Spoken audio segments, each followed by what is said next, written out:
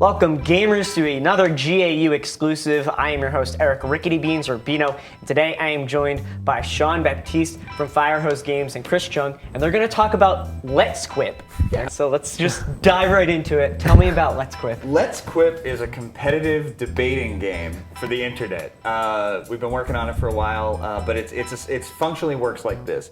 Two players go into a match. Each of them are given a word from a list of like 2,000 words or things. So each person gets their random thing. So you might have Nicolas Cage versus bees, or Galaxy Quest versus secular humanism. And then both of you have to craft a tweet-length argument about why your thing is better than theirs. And you're trying to be clever, you're trying to be funny, you're trying to be witty, because when both people have submitted their argument, it goes out to the rest of the audience, all the other players, to vote on who was funniest. It's just a really interesting concept where you're kind of crowdsourcing the points. Yeah, the game engine is functionally crowdsourced. Yeah. So every time somebody votes for you, you get a point. And those are cumulative over time. Over all of your matches, we call them quips. You're collecting quips. So you're trying to collect as many quips as possible. That'll get you on leaderboards. You also get a quip every time you vote. So it is possible to get on the leaderboards without ever playing a match, but just being a solid voter who gets in there and really does that job. Where exactly does the concept for the social, basically it's a social network in a game. Yeah, so we're out on Facebook in beta right now, so people can play it right now and test it out.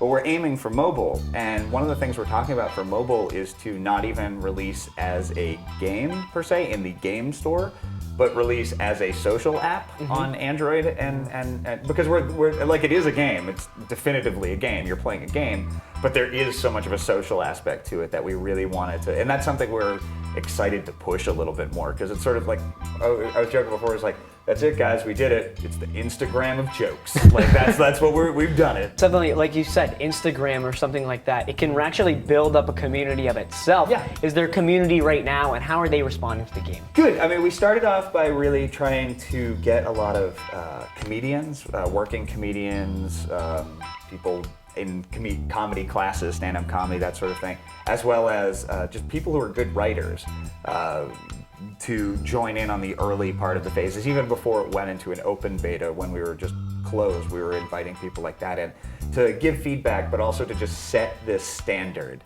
at the beginning for high quality, well-written jokes, and really set the bar high. In terms of developing this game, now you say you get these two phrases. Are they randomly generated, or do you have a bank? We have a bank of 2,000 words. Actually, it was weird. The way we put together the list was, it started off with just my partner Shareth and I. Shareth's my partner on the project. It started off as a two-person project. And it would just be the two of us, and we'd go in, and we have a very similar sensibilities about comedy and movies and stuff. So we'd come in and be like, Galaxy Quest. Galaxy Quest. Crank 1, Crank 2, Nicolas Cage, John Travolta, and just go through and then realize that though we're still coming from the same perspective. And so a lot of the words we were also having a hard time of getting past 600 words. Like anything past 600 words just seemed insurmountable, because our combined knowledge was all of the same thing. So we did a live stream. We do live streams on our channel and on Twitch. So we started inviting people who played the game, or people we thought might like to play the game, in to just, it was an hour of staring at a spreadsheet while people in the chat room just throw words at us and we enter them in. And it became fascinating, because we get like 2,000 people in the room all shouting out words. People who didn't even know what the game was. Don't even care. No idea. They're like, spreadsheet, people yelling words. That's fine. That is all the context I need. I'm going to shout words out. And then they'd find out about the game later and be like, oh, that's cool. I didn't care. I just wanted to say random stuff. And it was awesome, but it essentially crowdsourced a lot of the list as well, which was exciting and has led to some pretty good, pretty funny things. Pretty good words, pretty weird things we wouldn't have thought of. So what can we expect in the future of Let's Quip? So in the future of Let's Quip, we're like I said, Facebook. We have a beta out right now. People are playing that, giving me lots of things to vote on and laugh about every day, and people to play against, which has been fun.